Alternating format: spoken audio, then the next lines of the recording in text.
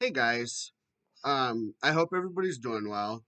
It is Wednesday night, October 20th, about 6:30 p.m., and I hope everybody's doing well. A lot of you are probably getting out of work or getting out of school at about this time, so I hope you had a really good day. Um, what I want to talk about tonight is why I chose to leave my most recent job. Some of you guys might know, some of you might not, but this past September, I chose to get a job because I wanted to see if I could work, and I thought it would be a good idea to supplement my income. Um, so what I did was I ended up getting myself a job at Burger King, but I did quit. I worked there for 3 days, and then I did quit after that because it was my hallucinations, my mental disability was getting in the way of it really badly. um Basically, anytime I get too stressed out or too nervous or anxious or anything like that, I do have problems hallucinating, and that makes it really difficult because it affects my vision, and it makes it really difficult to, like, if I'm at a job working or if I'm at school or something like that, it makes it really difficult for me to focus on the task. You know what I mean? Like, whatever I'm working on, whatever I'm supposed to be working on, makes it really hard to deal with because these hallucinations affect my vision. And it's just I haven't really found a good way to deal with it yet. um so let me talk to you guys about what happened at this job, about what led up to me quitting. So I get this job at Burger King in September.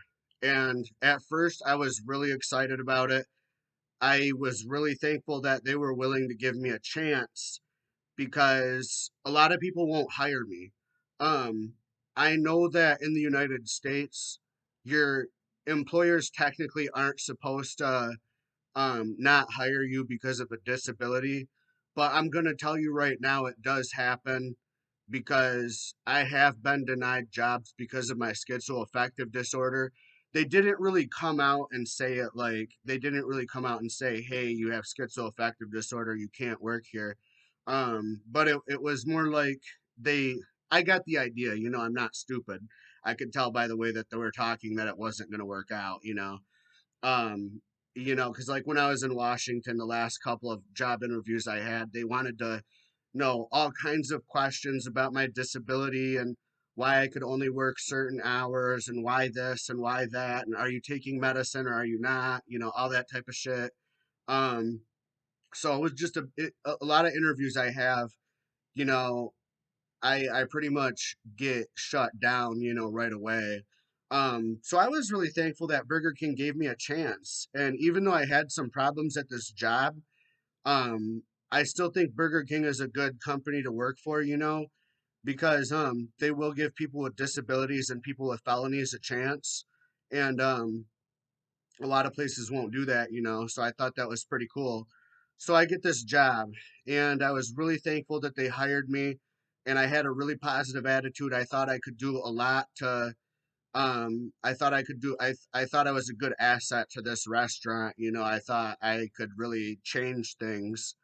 And I could tell right away, the minute I walked into the kitchen the first morning, I could tell right away that there were some issues with this restaurant, some serious issues with this restaurant.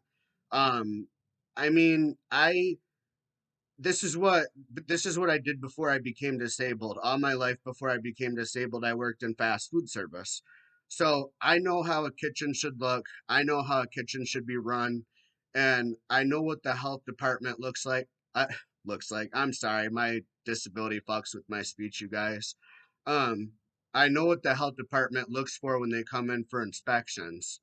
So I could tell right away by looking around the kitchen and the walk-in cooler and the freezer that this kitchen is way, way, way out of compliance. I mean, I could just tell there were things that had been let go for a really long time, and I could just see it. I'm not stupid. It didn't.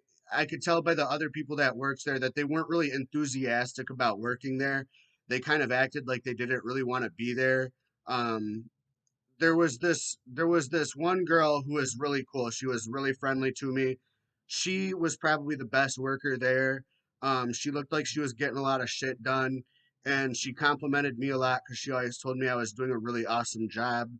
But anyway, this kitchen's like way out of compliance because most people working there just really don't give a fuck and really don't want to be there. You know, they're there just to get a paycheck. Um, so I just had a bad feeling from the get go. But the first 2 days I worked there, I actually did really good, and I didn't have any problems hallucinating. I got through my shifts pretty well, and it worked out pretty well. Um, but what happened was this, you guys. The third day there, what happened was the health department comes in for an inspection. And right away, I'm just like, oh shit, because I knew that this kitchen was way out of compliance. So I knew it was going to be a disaster the second the health department came in. Um, so the health department came in and they're doing their inspection. And basically, what happened was my boss starts yelling at me. And the minute people at work start yelling at me, it's not good. Like the minute people start yelling at me, I'm pretty much going to be out. You know what I mean? Because I don't deal with people yelling at me at work. Um, so she starts yelling at me. First, she has me wash the walls because there was shit all over the walls. So I washed the walls, but like some of the stuff wouldn't come off the walls, like it was stuck on there so hard. So I get done washing the walls. Then she wants me to rewash the walls. So I rewashed the walls. Um, that got taken care of. Um, but then when the health departments they're doing their inspection, all of a sudden she starts tripping out on me. And I'm just like, oh my God, this is not cool. So she pulls me into the walk in cooler with the health department. And she basically totally throws me under the bus. Like she totally threw me under the bus in front of the inspector and basically blamed everything wrong with the restaurant on me to the inspector. And the inspector wasn't really buying it. He was like, because I talked to the inspector first myself and I said, look, I'm sorry, this is only my third day. I'm not really that familiar with the story yet. Because he asked me about a question about something and I wasn't sure. So I told him I wasn't there very long.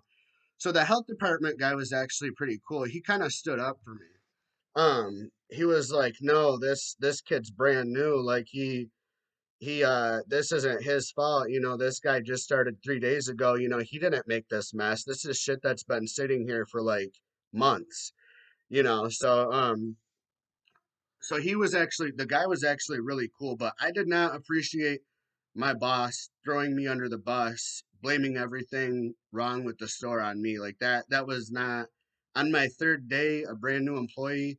That was not cool. And then in addition to that, there were just a lot of other problems with the restaurant. Like all 3 days I was there, I didn't get out when I was supposed to get out. I stayed close to a half hour. The third day it was actually over a half hour. Which they're after the way she threw me under the bus, they're lucky I even stayed there at all. But yeah, I was there close to a half hour past my shift every day. And that right there was kind of a red flag because the thing is, you guys, if I get too many hours, that jeopardizes Medicaid. And if I lose Medicaid, that means I have to pay several $100s for my Rexulti. Um, so I can't really afford to do that because if I pay several $100s for my Rexulti every month, how am I supposed to pay for my rent and my electricity, my phone, my bus fare, all that bullshit? I got to think about all that shit. So I was kind of already nervous about jeopardizing Medicaid. Um, so yeah, anyway, they kept me there late every day and I busted ass, you guys. Like I was mostly doing I thought I was gonna when I first started working, I thought I was gonna be more like helping customers and serving food and stuff like that. But actually what they had me doing was more like janitorial and maintenance work. Like I was basically in charge of the maintenance work on the restaurant and it was very physically strenuous. I really busted ass, you guys. I got one hell of a workout all 3 days I was there. But So anyway, how this pertains to my mental health, how this pertains to my hallucinations is when she started barking at me, I started to kind of freak out, like mentally. You know what I'm saying? Like my basically I started hallucinating on the job. Like I got really nervous, and I um I what happened was my vision started getting fucked up. Um Everything got really bright. Everything got really bright, and it was almost blinding. And not only that, but everything was changing shapes. All the equipment in the restaurant was changing shapes. It was almost kind of like being in a I don't really know how I can describe this. Like I want to describe this so you guys can get an idea, but I don't really know how I should describe it. Um Shit, just my vision gets fucked up. Sometimes what will happen is it'll get wavy, or like sometimes what will happen is like I'll look around the room and the walls will start breathing like in and out. You know what I mean? Kind of like one of those mirrors that make everything wavy and distort things. That's the best way I can probably explain this to you guys. So that started happening. And when that started happening, I was like, this is not going to work. I'm not ready to deal with this. It's just, I don't think it's time for me to have a job yet because I didn't think I was ready to handle it if I'm hallucinating and shit like that. I just didn't feel like it was time yet. I thought I kind of jumped the gun and I didn't really prepare for working. I just did it impulsively. Me and Mike were in there eating lunch one day, and I just said, "Hey, are you guys hiring?" And I didn't really think they were actually going to hire me, but then they actually hired me. So that's kind of how that happened. It was very impulsive. I didn't think about it. It was not well thought out at all. It was not well prepared for at all. Um, just very impulsive. Um, so yeah, I knew it wasn't time for a job. So I get home that afternoon and I I texted my district manager and I said, "Look, I'm really sorry to do this to you guys, but it's causing problems with my schizophrenia," because they knew I'm schizophrenic. I told them that up front from the beginning. So they knew what was going on. I just told her it's affecting my disability too much. I don't really know if I'm capable of having a job at this time. I have some issues that need to be worked out before I can really take out a job. And she was actually really understanding. She said, "Okay, Corey, I completely understand. Just I wish you the best of luck, that type of thing." So I did leave the job on good terms. Even though it was only 3 days, I did leave on good terms. I didn't flip out on anybody at work. I didn't cuss anybody out. I stayed calm and collected the whole time I was at work. And I stayed calm and collected when I was texting my district manager. I said nothing inappropriate. I was very professional. I was very polite. Um, so yeah, it was pretty good. But guys, I started wondering, like, I wonder if I'll ever be able to work at a job because with these hallucinations, I wonder if it's actually possible for me to work at a job. And I think I can if I find the right restaurant to work at. My friend Matt gave me a really good suggestion. He said, Corey, if you're gonna work in a restaurant, why don't you try to work in a nicer part of town? Like instead of working in the inner city, why not go out to the suburbs where it's nicer and more professional and more well put together? You know what I mean? And I think I'm gonna do that. I think the next time I look for a job, I think I'm gonna go out to like Granville or Wyoming or Jenison, that type of area, and get a job out that way because it's a lot nicer. It's a lot more professional. The people are more professional. They're not just there for a paycheck. They actually want it. They actually care about their work. So yeah, that's kind of my thoughts and my plans on getting a job in the future. I want to work, but I don't want to work for a restaurant where people don't give a shit. I want to work for a restaurant that works like a well-oiled machine. Teamwork. I want teamwork. You know what I mean? Not just one person doing everything.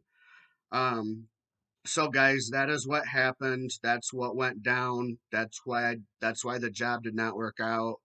And that's kind of what my plans are for future employment. So, yeah, other than that, things are going really good. To give you guys an update on my recovery, I am 7 days clean today, and that does include marijuana.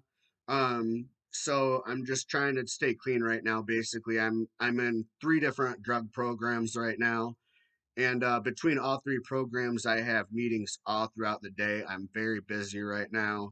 Um, so I'm just really putting all my energy into just trying to stay clean right now.